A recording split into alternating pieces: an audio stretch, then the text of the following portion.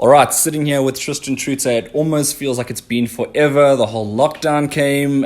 You can get a bit bored maybe. You've been wanting boxing to happen. You've had this fight against Rook that's been scheduled since the beginning of the year. It was supposed to be scheduled in March. Firstly, how are you feeling? No, I'm feeling good. Feeling excited to be back and things. It feels like the ball's is rolling again. And I just really can't wait for it to start. Because it is starting now, but we have to still wait for the confirmation and things. But yeah. Yeah, with the confirmation, obviously you're still training as normal, like you got to fight, and I'm pretty sure it's going to actually happen. With the whole process, has anything sort of affected your mind? No, not at all. I'm training, I'm going as planned, keeping fit, training for the fight as if the fight's happening, because it is going to happen. But yeah, there's always that if it might not happen. But yeah, I'm sure it will as well. Right, and you against Rook, this is a fight. It's a third place fight, but in fact, it's actually a huge fight because, early in your careers, you both want to win this fight. A loss might set you back, might set him back. Yeah. Is that a motivation for you? No, it's a big motivation. It gives me drive to train harder, work harder, and it's going to be a very exciting fight because both of us are hungry, both of us are willing, so it's going to be exciting. Are you anticipating a close fight? What's going on in your mind? Obviously you're visualizing a certain fight, and what sort of direction is it going in? I'm hoping it's going to be war, because that's going to be the best. Because the hardest fights bring out the best in boxers, and I can't wait for him to bring out the best in me and me in him. So yeah, that's going to be very exciting. Sounds like from his camp as well that he's obviously very confident as well. You're very confident. He's had the one loss. You also lost now to Boyd, and the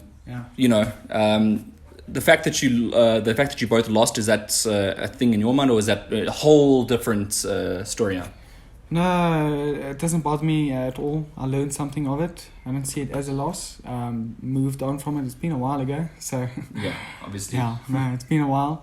It hasn't affected me as much as I thought it would, but no. Moved on, gotten stronger and improved. So I've been hearing from your parents that you've also grown a little bit in terms of your height. I suppose your reach would have grown a little bit. You sort of becoming a natural super welterweight, junior middleweight, whatever you like to call it. Do you feel like maybe it's better for you to fight now as opposed to maybe when you would have fought in March? I think everything happens for a reason. So yeah, I think now will be the best because I've grown into the weight. I feel much more comfortable, and I just can't wait to show people how much I've improved. Rook, let's talk about him. He's the guy that's going to be standing in front of you. What are your thoughts about him as a boxer? A very good boxer, very nice guy inside, outside of the ring. Very technical fighter. He's got power, and I can't wait to box him. It's going to be very exciting. Well, how do you think he's going to approach the fight? Because you've got to think about it from two different angles. Obviously you've got a game plan.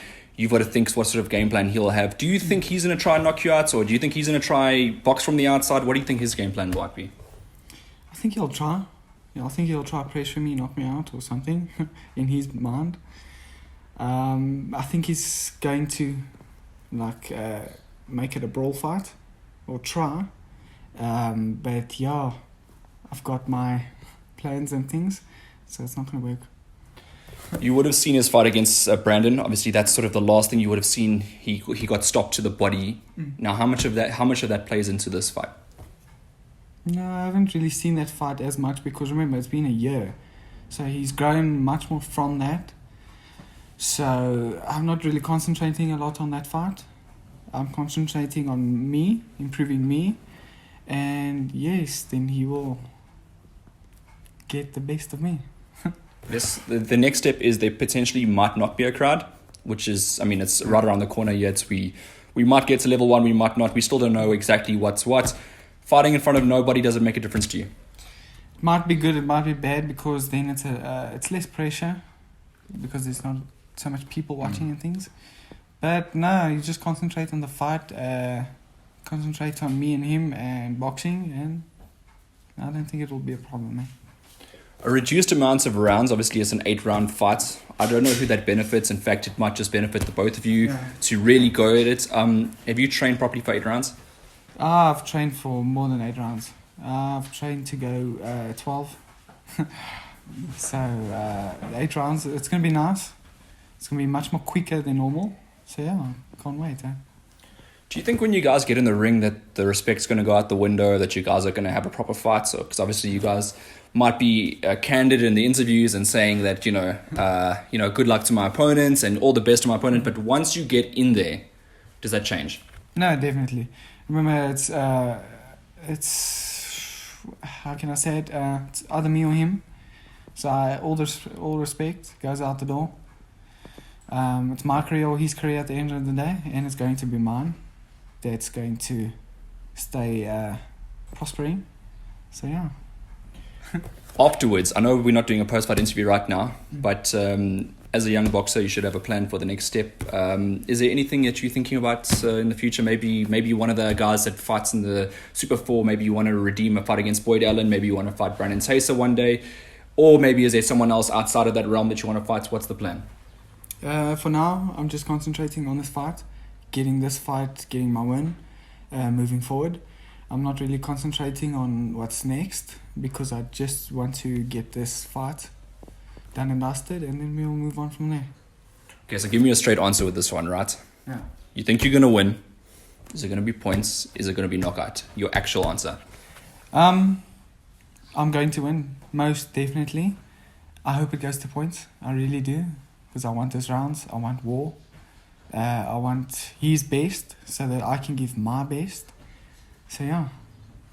And can you clarify, will you move weight divisions again, or are you now sticking at super welterweight, junior middleweight? For now, I think let's just see what happens after this fight, and then we'll decide. Yeah. What would your message be for Rook Knapp, if you look into the camera and give him a message before you guys step in the ring? Rook, train hard. I know you're doing well, and yes, can't wait to see you, man. And then lastly, do you have a shout out for anybody, anyone you want to say thanks to or anything like that? Just my coaches, Uncle Harold, to my dad and my parents for helping me through this, and yes, to the fans that's going to be watching the fight. Stay tuned,